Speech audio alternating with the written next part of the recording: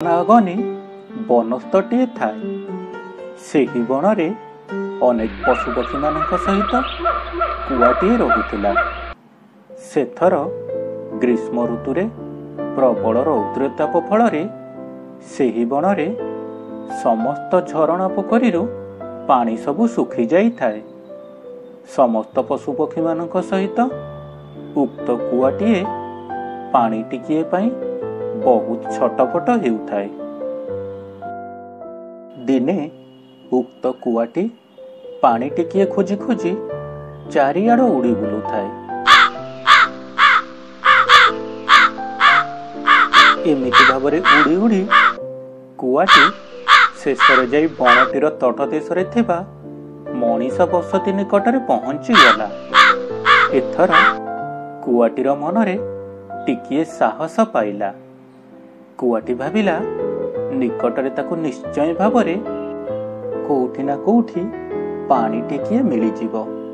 ଶେଷରେ କୁଆଟି ଉଡ଼ି ଉଡ଼ି ଯାଇ ସେଇ ଗାଁରେ ଏକ ଚାଳିଆ ନିକଟରେ ପହଞ୍ଚିଲା। ଚାଳିଆ ନିକଟରେ ମାଠିଆଟାଏ ଥୁଆ ହୋଇଥାଏ।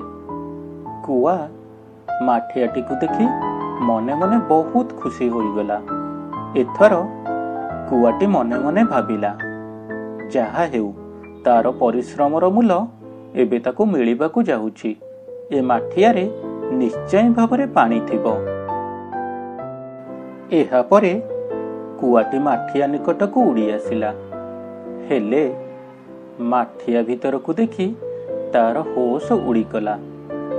ମାଠିଆରେ ମାତ୍ର ଅଳ୍ପ କିଛି ପାଣି ଥିଲା। ଚେଷ୍ଟା କଲେ ବି କୁଆଟିର ଥଣ୍ଟ ସେ ପାଣି ଭିତରକୁ ପାଇଲା ନାହିଁ। କୁଆ ଭାବିଲା, ତାର କଣ ଏତେ ପରିଶ୍ରମ ବୃଥା ଯିବ? ଏଥର କୁଆଟି ମନକୁ ମନ କହିଲା, ପାଣି ଟିକିଏ ପାଇଁ ସେ ଏତେ ପରିଶ୍ରମ କରିଛି ମାନେ ପାଣି ପିଇ କରି ହିଁ ଯିବ। କୁଆଟି ଦେଖିଲା ସେଠାରେ ଗୁଡ଼ାଏ ଗୋଡ଼ି ପଡ଼ିଅଛି। ଏହାପରେ ଚତୁର କୁଆଟି ବୁଦ୍ଧିଟାଏ ପାଞ୍ଚିଲା।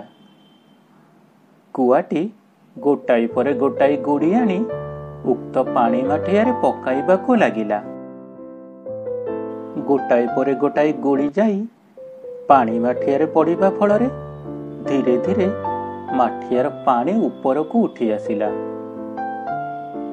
ଶେଷରେ କୁଆଟି ମନ ଖୁସିରେ ପାଣି ପିଇ ତାର ଶୋଷ ମେଣ୍ଟାଇ ବନସ୍ତକୁ ଉଡ଼ିଗଲା।